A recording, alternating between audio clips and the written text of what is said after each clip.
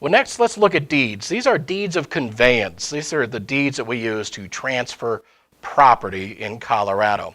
And in Colorado, there are essentially 4 distinctive types of deeds. We have a general warranty deed, we have a special warranty deed, we have a bargain and sale deed, and then we have the quitclaim deed. And with the exception of a beneficiary's deed, which is a deed that allows a property to automatically transfer from a decedent to their beneficiary without probate, these are the only 4 deed types that we have in Colorado. Sometimes students have heard of things like conservator's deeds or confirmation deeds or a personal representative's deed, but all those really are just fancy names for a bargain and sale deed or a special warranty deed. So here's the thing. Most licensees in Colorado are woefully ill-prepared to understand the differences between the various different deeds, and they do make a difference. Unfortunately, what ends up happening on the contract to buy and sell is that in the area there where it talks about how title will be transferred from the seller to the buyer, it just gets lumped in there immediately, general warranty deed. But a general warranty deed isn't always the right deed choice for title transfer, and that's what we want to look at here, is the differences between the various different deeds. So let's take a look at that, because all deeds are not the same.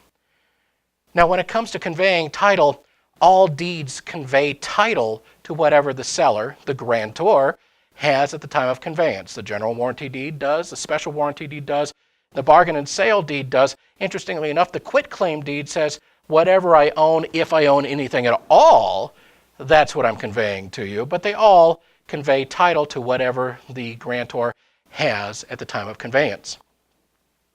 But that's where it stops with all of them doing that, because then we come to the issue of after acquired property.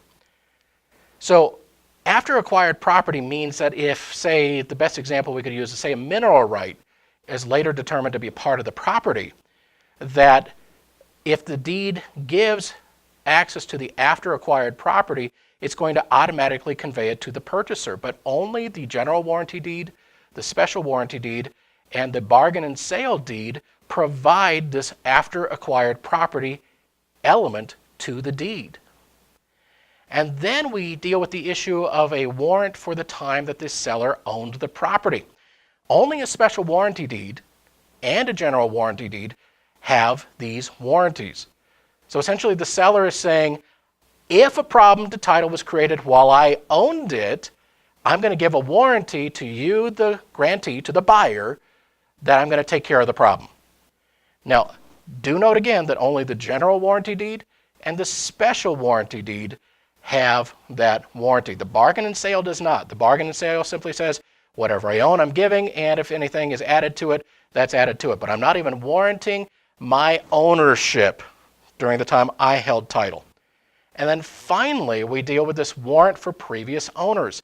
And only a general warranty deed gives warranties not only for the seller that currently owns the property, that's transferring the property, but for owners before this seller. So in other words, if a problem was created 2 sellers ago, the seller would still be liable. So that's why I say maybe the general warranty deed isn't always the right choice in the contract to buy and sell, because maybe the seller doesn't want to be liable for all the owners back in the chain of title. So which deed do your clients want?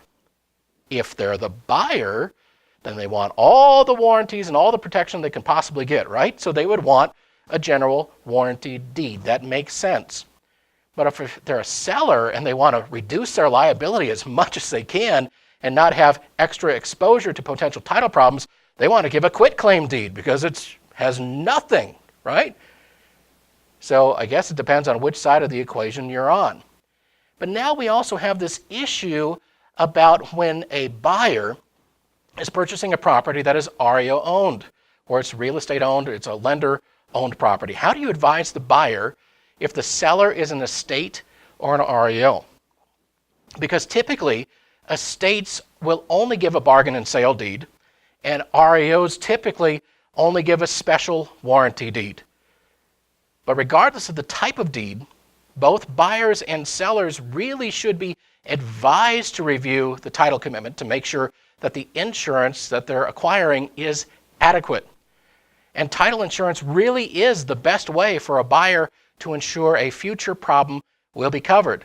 But when we deal with title, once again, let me stress that you want to be recommending competent legal counsel for your clients as well, especially on the issue of conveyance, title, merchantability of title, and what the correct deed to use would be.